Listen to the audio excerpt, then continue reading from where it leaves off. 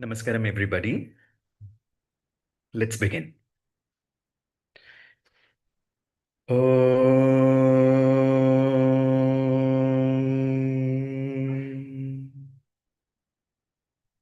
Shuklam Bharadaram Vishnum Shashivarnam Chaturbhujam Prasannavadhanam Dhyayet Sarvavighnopashantaye Saraswati Namastubhyam Varade Kamarupini Vidyarambam Karishyami Siddhir Me Sadha Om Shanti Shanti Shanti Arihi Om Shri Gurubhyo Namaha Arihi Om Gurur Brahma Gurur Vishnu Gurur Devo Maheshwaraha Gurur Sakshat Param Brahma Tasmai Shri Gurave Namaha Shri Sadguru Padukam Pujayami Tarpayami Namaha.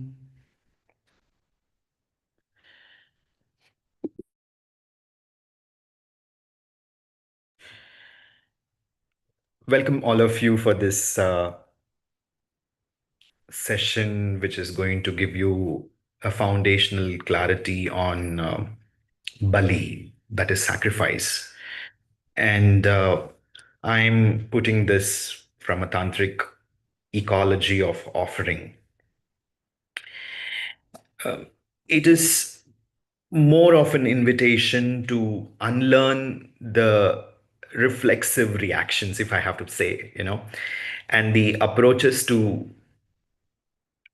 such a sensitive topic, actually, because we all have a kind of a perspective on Bali, particularly it is very controversial in a sense. It is very sensitive also. And we are here trying to provide a shastric clarity and a maturity, and also to develop an inner steadiness to understand the concept of Bali. The word Bali we are examining today, for many reasons, it immediately triggers actually. It's more of emotional reactions that we tend to develop, often fear or moral discomfort. That reaction itself tells us something important. What we have inherited, like in terms of fragments of meaning without context. Our task today, or as we define the learning outcome for today's class is not to argue, not to defend, or not to provoke. This is one of the important guideline that I'm giving all our viewers and our vidyarthis today, that this is a subject to debate, but I'm going to give the perspectives that the Shastras is giving us to understand in the most comprehensive manner. So what does Bali mean actually? Let us get into the core definition. Within the perspectives of Shastra, the word Bali means fundamentally, number one, offering, number two, attribute, number three, oblation, and number four, allotment set aside consciously. We are keeping something aside consciously. Let me repeat this once again. What does Bali mean? Four aspects I'm talking about: offering, tribute, oblation, allotment, set aside consciously.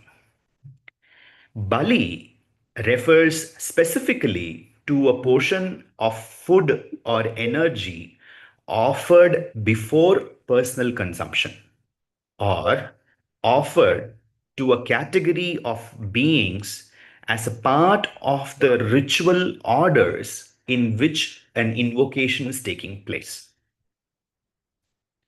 It refers especially to the portion of food. You have to make a note of this. And also, we have to understand that at the deepest level, Bali is not about destruction, students. This is the fundamental understanding we have to develop. It is about relationship. Bali is not about destruction, but it is about a relationship. What is a relationship? We are just going to understand. A very old Vedic usage preserves this meaning clearly. In the Rig Veda, the word balim is used as a sense of tribute or offering or submission. This already tells us that Bali predates later ritual controversies. It begins as an act of acknowledgement.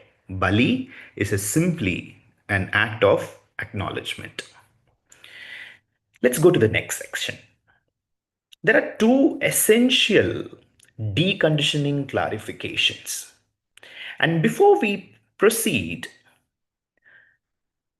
two clarifications are absolutely necessary for us to get into this concept, students. First one, Bali does not automatically means animal sacrifice. This we have to understand. Bali does not automatically means animal sacrifice. In the Sanatana Hindu Dharma traditions, Bali means cooked food or grains, number one. Number two, fruits and sweets can also be offered as Bali. Number three, liquids such as water, milk, honey, they can be also used as Bali. Number four, there can be symbolic substitutes. Like, for example, in the South India, we offer vada, you know, bananas. Akshatas are also offered as bali at the end. And at the highest level, purely mental or internal offerings can also be given as bali. So, the animals given as bali exist historically in certain context, but it is only one subtype and not the definition of bali. This we need to understand. And historically, it is its existence, there's a lot of understanding that comes for it, and we will look into that later, particularly from the Kamakya traditions. Historically, from the northeastern Kamakya traditions, we have a lot of historical relevances to understand the social and the political and the religious context, why the the animal bali, manusha bali was also there. We will get into that later, what it is all about. That for that understanding and all, it's very very high level of understanding is needed, because the Kalika Purana very clearly talks about the different kinds of Bali, including Manusha Bali and all. What is the Manusha Bali? What is the symbolic meaning of it? Whether really a Manusha is given as a Bali, or there is a symbolic meaning. Truly, we need to grow in different levels of the understanding of the Shastra to imbibe the understanding actually. Otherwise, as I said, we keep debating on these concepts, and it unnecessarily creates further aggravations and controversies actually. So in terms of the animal bali, it is just one understanding within the larger context of what is bali all about, you know. And second aspect is, tantra does not see reality as a flat or purely as a moral universe. This is something we have to understand as students practicing tantra shastras or any aspect of devi upasana. It recognizes a multi-layered ecology, students. That is Devata, Shakti, Bhairava, Yoginis, Dikpalas, Bhutas, even ancestors, that is Pitrus, the lineage, or even the Sadhaka. There are different categories, and for different reasons, we actually invoke and offer Bali. Bali is not a ritual prototype that allows all these layers, that allows all these layers to coexist without chaos, actually. You know, to coexist without chaos. In simple terms, Bali is a place making and boundary making, actually. Bali is all about a place making and boundary making.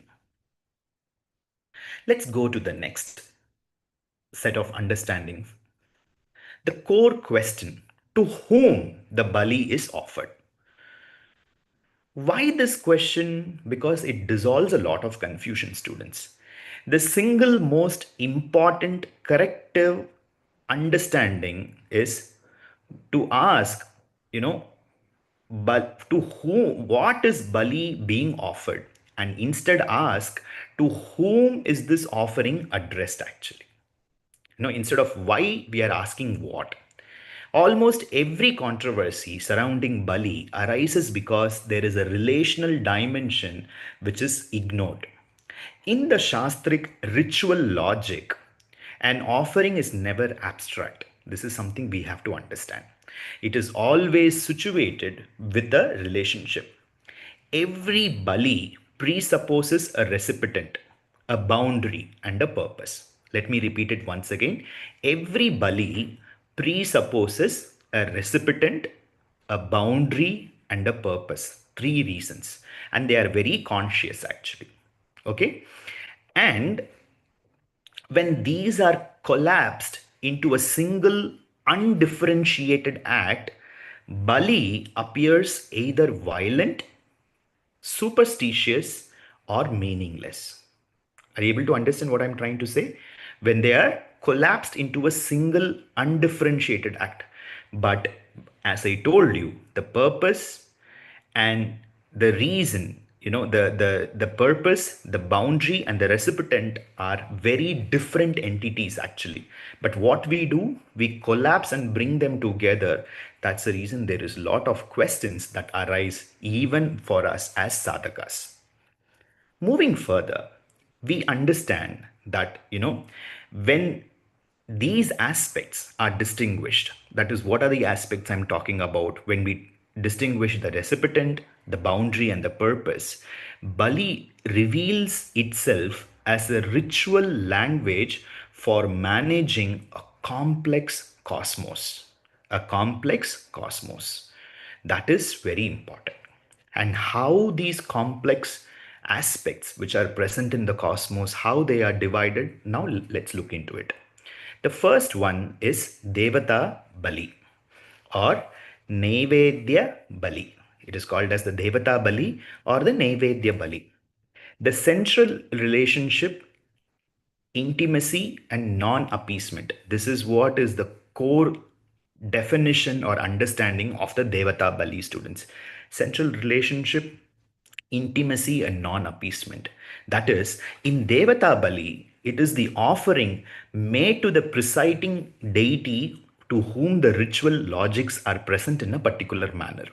This is most familiar form of Bali and often the only purpose to recognize as acceptable, quote unquote, the idea of being acceptable, that the Devata is accepting the offerings actually.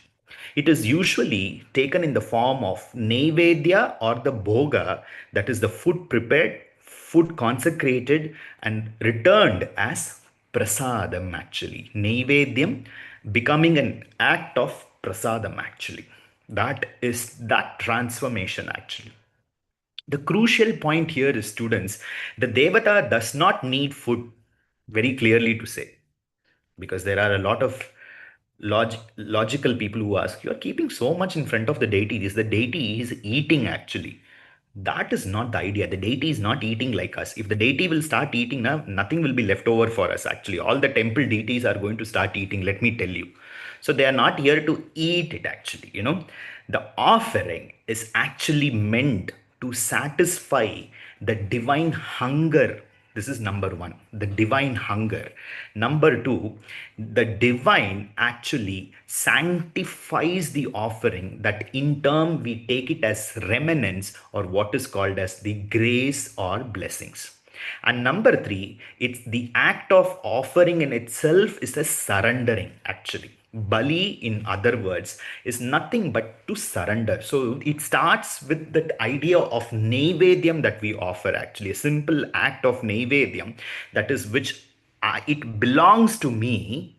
It is something I created in this world, but I consciously offer it or surrender it to the divine, actually, knowing that it is not in my powers I have created. It is a divine, the divinity that has manifested as everything, and the sum total of the manifestation, which is represented in terms of the food or the annam or whatever we are offering, we offer it with gratitude actually.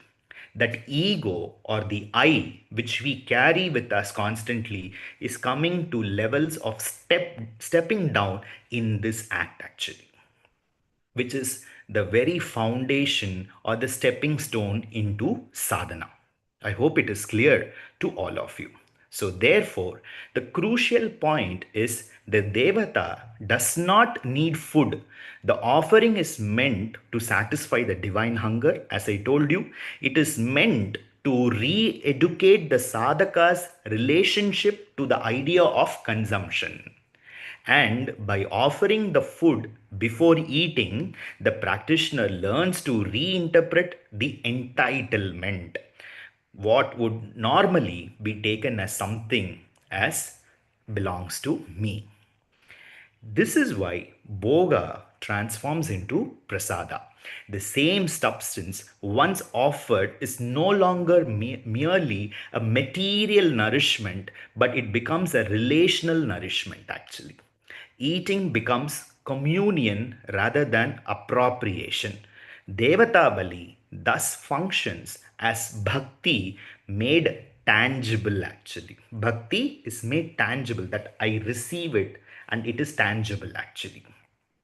Cultivating intimacy, gratitude, rasa, and humility. Without Devata Bali, rituals risk becoming technique.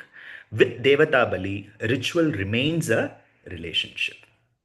So, therefore, that's the reason every day, even when we don't do any kind of puja or whatever it is, we consciously teach, before eating, you offer the food to the divine and then you partake it actually.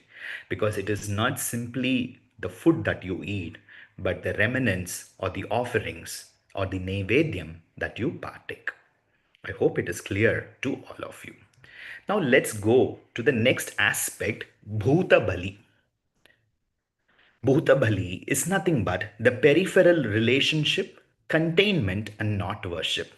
Bhuta Bali is most misunderstood form of Bali students because it addresses forces that modern sensibility is uncomfortable in acknowledging actually. Bhutas are not demons in a moral sense. They are elements, liminal or place bounded forces actually. Let me repeat, they are elemental, liminal or place bounded forces. They are the residual energies. This is also something we have to understand. They are the residual energies, incomplete assimilations. Other words, they are incomplete assimilations, intensities that exist on the margins of the order actually. They exist in the margins of the order. Tantra understands something very subtle, students. What is it? Every act of ritual disturbs an existing equilibrium. Please understand this. Every act of ritual, every act of the logics that we perform is actually disturbing the elements, actually. Okay, the existing elements. So, what it is when a sacred act is performed, the field is activated basically. Forces that are peripheral to the order are affected by the activation. Whether we acknowledge them or ignoring them, they do not make them disappear actually. It makes them unpredictable basically. Therefore, Bhuta Bali is not worship, it is not invitation, it is not indulgence. It is acknowledgement with boundaries. It says in ritual language, you are recognized, you have a place, stay within it actually. You understand? Therefore, that is why Bhuta Bali is usually performed outside the main altar actually. Okay, outside the main space, the Bhuta Bali is performed. And on the ground, the thresholds where the points are there, like north, east, west, northeast corner, southwest corner. So there are different spaces we perform the Bhuta Bali. If you look into when we performed Homam in Coimbatore, like most of you, the students were there, you saw that we kept the Bali around different places and we were going in different dimensions and we were offering the Balis actually, which we performed was the Dasha Dik Bali for all the 8 cardinal directions, and then the upward and the downward movement. So there are Ashtadik Bali, there are Dashadik Bali, there are various Chatushashti Bali, there are different aspects of Balis are there actually in Tantra Shastras. So, moving forward, in this sense, Bhuta Bali is the ecological intelligence, students. It recognizes that a world made only of pure forces is just a mere fantasy. Order is maintained not by denial of chaos, but by the containment, actually. We try to contain them, actually. This is very important for us to understand. Number three, a lot of confusion exists for us. Let me try to put it in a very simple sense. The Pitru Bali, temporal relationship, humility across time.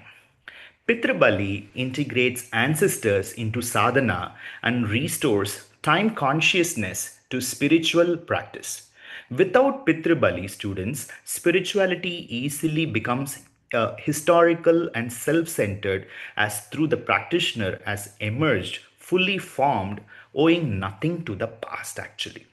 Therefore, Pitrabali remains that sadhaka, that one's body, tendencies, capacities, wounds, opportunities are inherited actually. That is the harsh truth.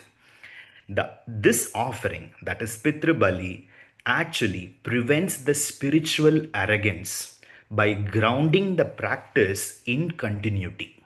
It acknowledges that liberation is not pursued by rejecting the lineage in which they belong to, but by honoring and, very important point, transforming it.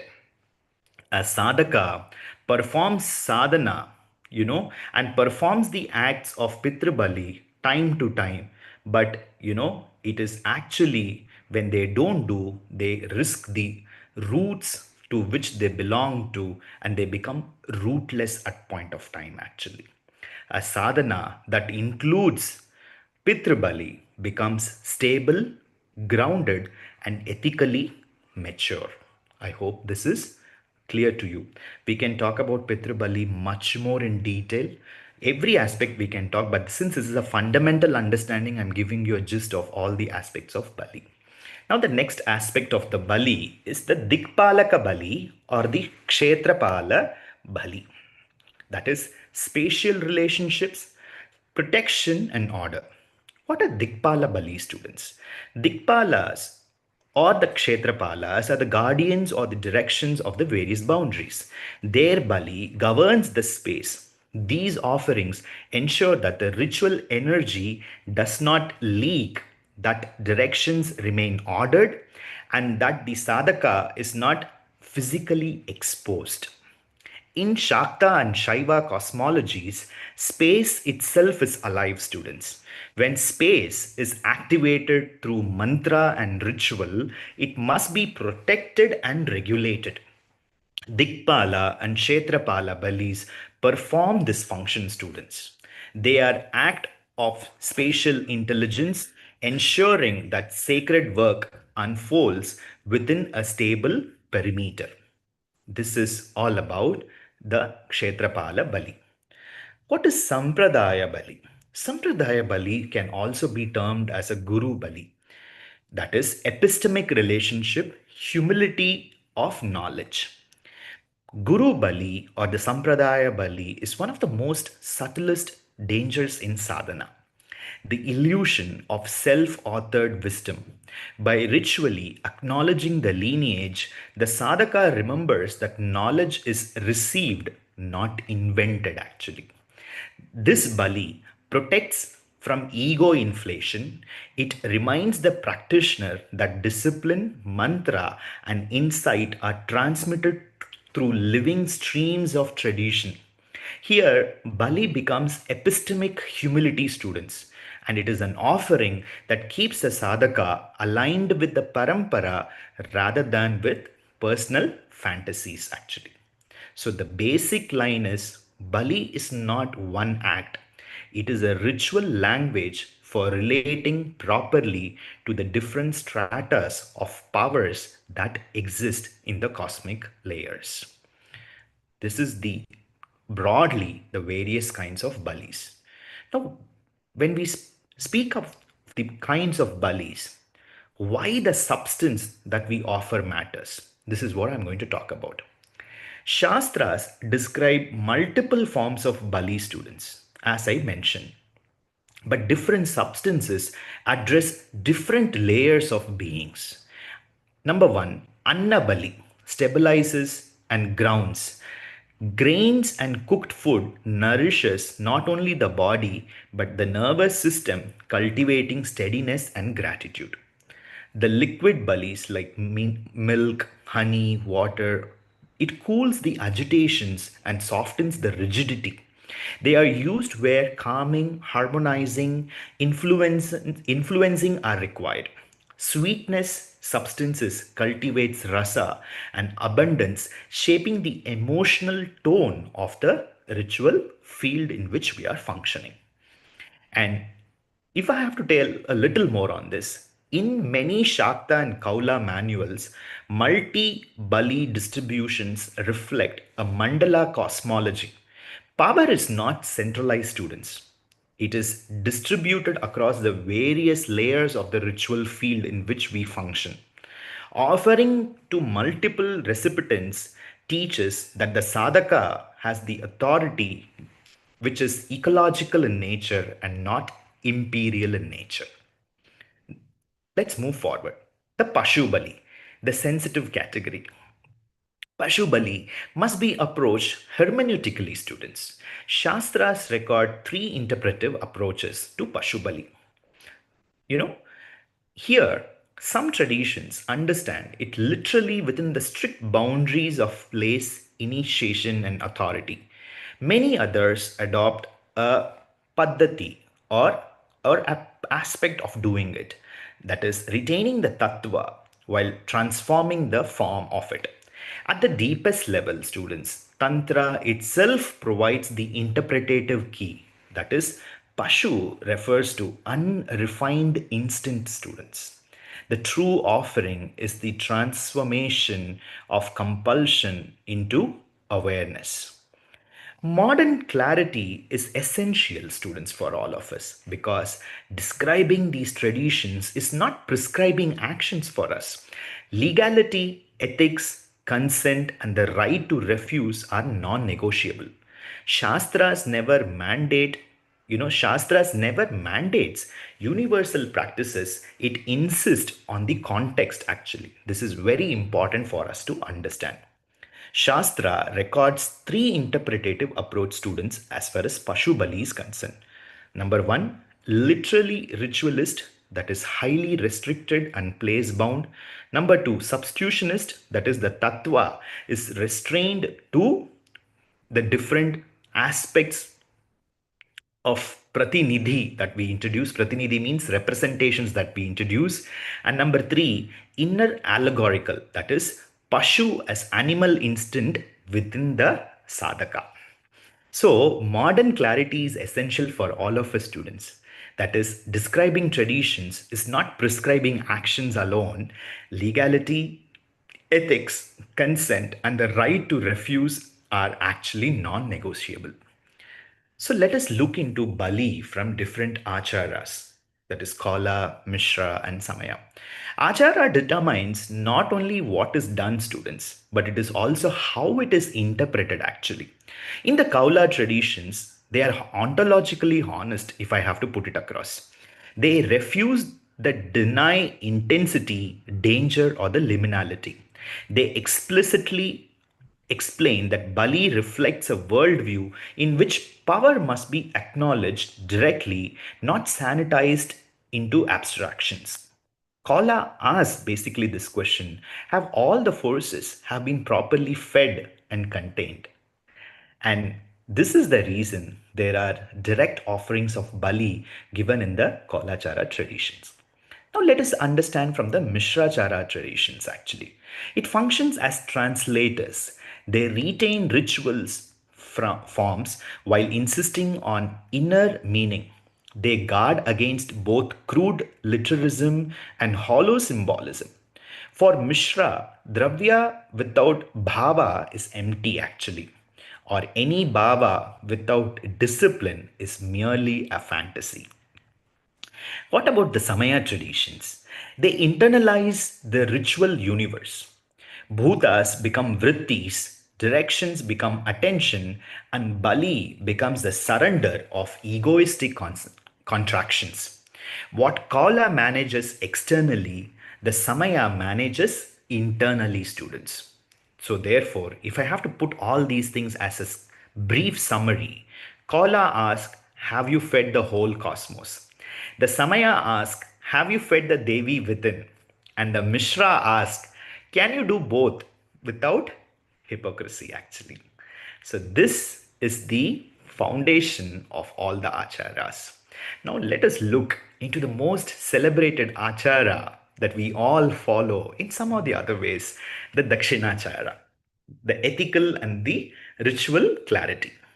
Dakshinachara must be understood not merely as a moderate or the safe path, students, but as a highly sophisticated civilizational response to power, where Tantra recognizes that the power exists raw, dangerous, transformative.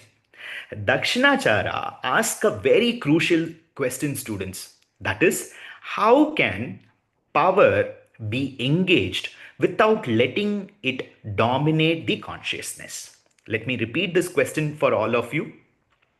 That is, Dakshinachara's very crucial question is, how can power be engaged without letting it dominate our consciousness?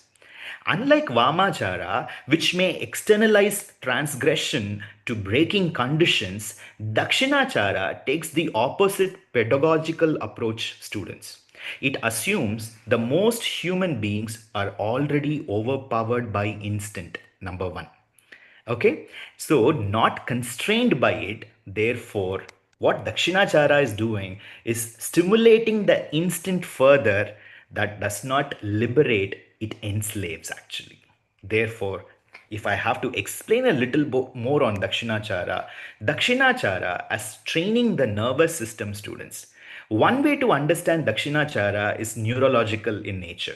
Human instincts, that is fear, desire, aggression, craving, operates faster than reflective awareness, students. Rituals which are presented in a particular logic that excites these impulses may produce intensity, but intensity is not an insight actually. So, therefore, Dakshinachara deliberately chooses cooling, stabilizing, and rhythmic ritual forms. Milk instead of alcohol, annam instead of flesh, kumkumam instead of blood. These substitutions are not merely moralistic, students. They are neuro spiritual technologies, if I have to put it across. They train the sadhaka's system to remain present, lucid, and contained while engaging with purely on Shakti. That is why Dakshinachara consistently emphasize three things, students. Shuddhi, purification, Niyama, that is discipline, and number three, Bhava, very, very important, that is inner orientation.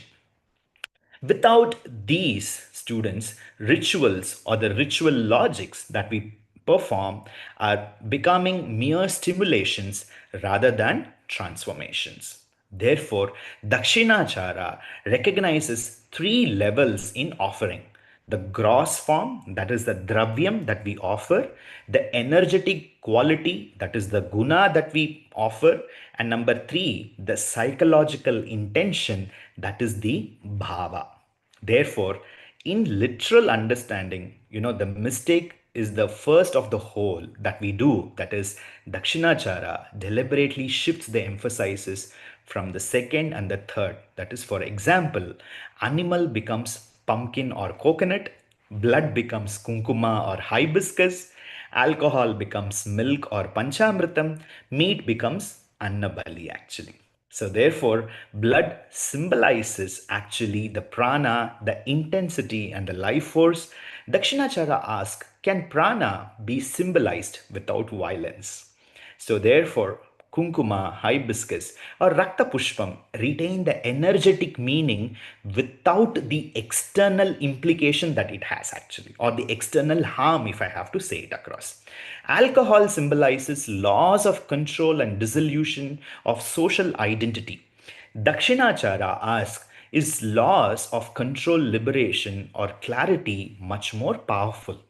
Hence, milk, panchamrita, or honey water, madhuparkam that we call, becomes substitutes that nourish steadiness rather than disorientation.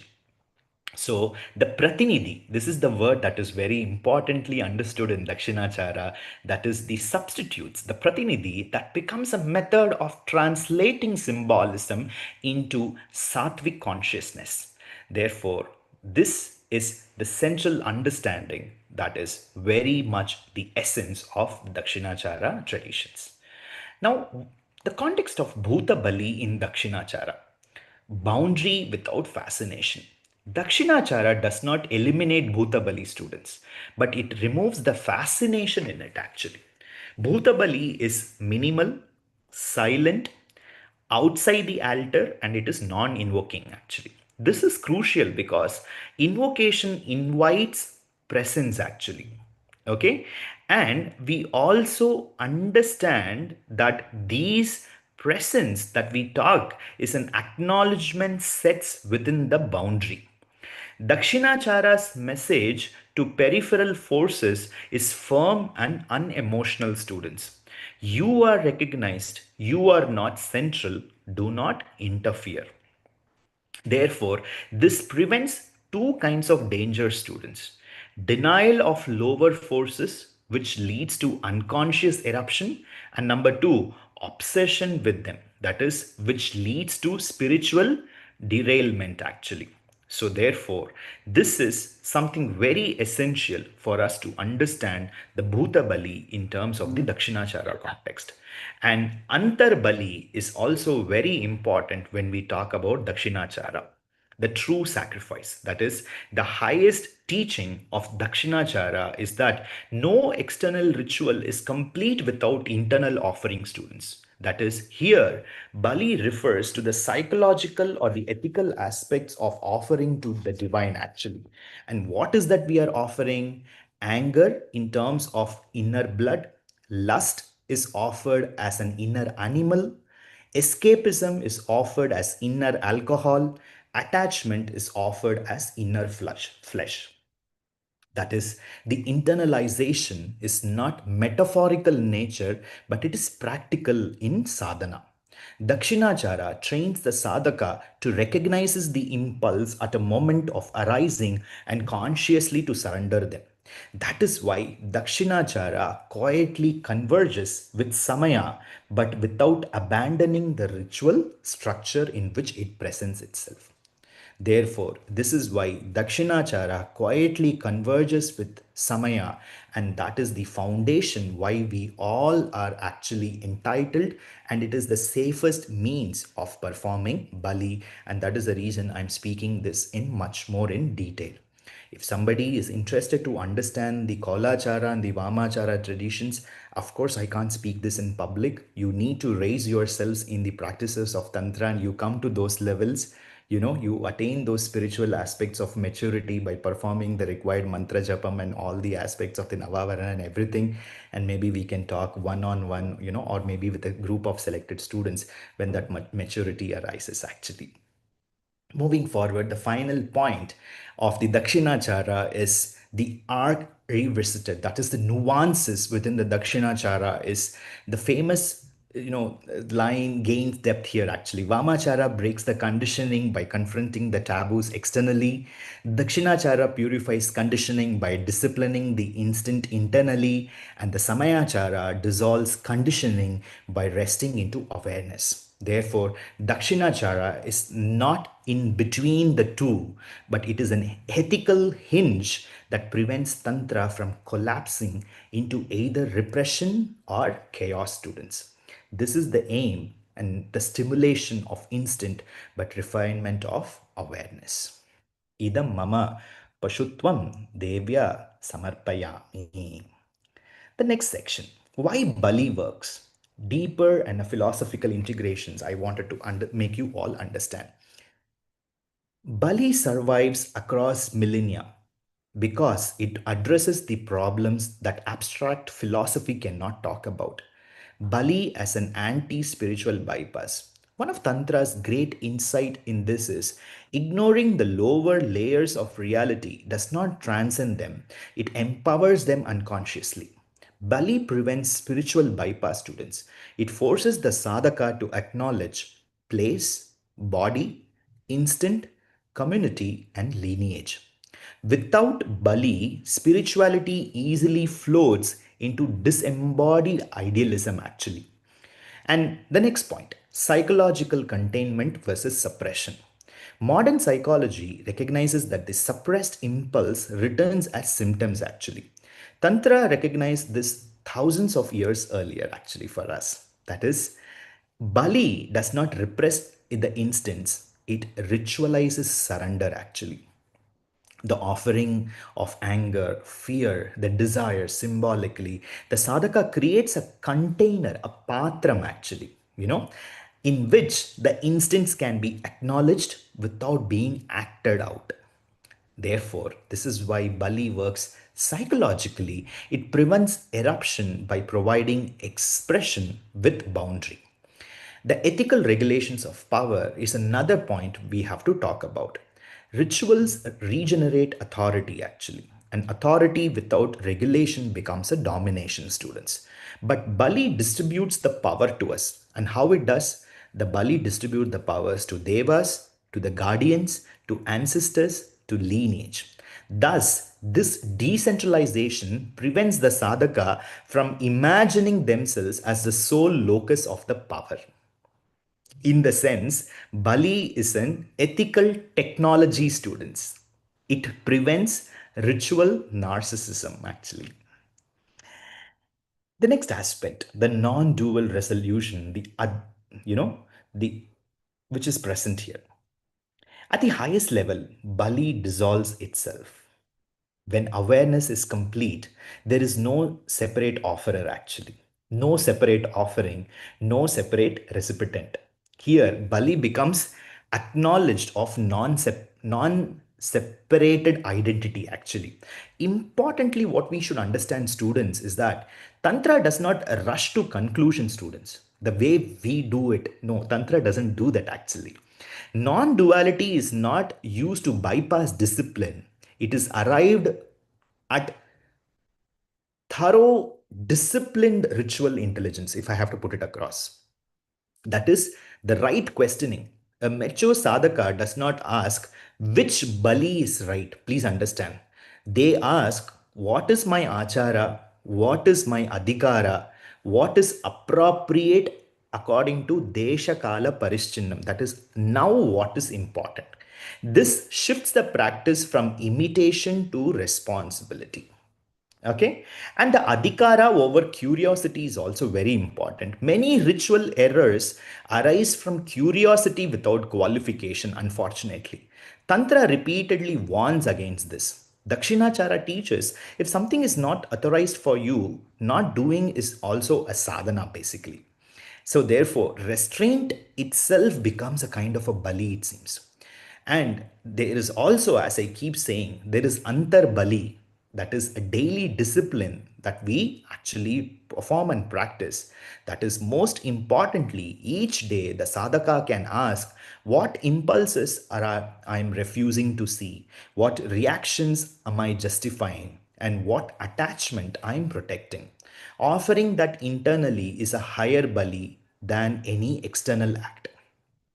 And number four, the most important, rising above controversies. A sadhaka rises above controversies not by dismissing questions, but by placing them correctly, students. Controversies strives where context is removed, hierarchy is ignored, and inner meaning is forgotten, students. So, therefore, when a bali is understood as relationship, containment, humility, and surrender, debates loses the heat. And on conclusion, I would like to say that Bali is not about violence, Bali is not about appeasement, and Bali is about learning how to live in a powerful universe without becoming violent, arrogant, or unconscious oneself. When understood through Shastras, Bali restores balance, it disciplines the power, and it teaches humility before Shakti. So, Bali in some totality is Om Tat Sat. That's it. That is Bali. I hope this foundation has helped all of you to understand the concept of Bali. You are invited to offer your reflections. I would be looking forward to your writings as reflections. And Sri Guru, Sri Ambika Paripurna Kripa upon each one of us to understand the concept of belief both externally and internally. Let us constantly keep giving, balis of all our asuyas that we have, actually, all the gunas, all the necessary and the unnecessary gunas. Let us become, let us not have any gunas, so that we become gunatraya vibhavini, like we become so pure that we can just be offered to Devi. Actually, my Gurunatha will always say that you become like butter. Butter, it has no quality. It is, you don't say butter is salt, butter is sweet. The purest form of butter, actually, butter is it comes out of milk. The milk is churned, it comes out of butter. So you, like, when we are churned, that butter should come out, actually, that the shuddha tattvam should come out of us. Like the not even shuddham, the tattvam should come out, and that tattvam should be offered to the feet of Lalita Mahatripura Sundari, actually. And that is what is very important. And let us offer our prayers to Devi for further giving us more and more understanding on such important concepts. And let us keep learning through the grace of Guru Mandalam and Devi herself. Thank you so much, all of you. I hope this foundation lecture helps to all of you. Namaskaram. With this note, I would like to talk one more thing. Most of you are having doubts on the most of you are having doubts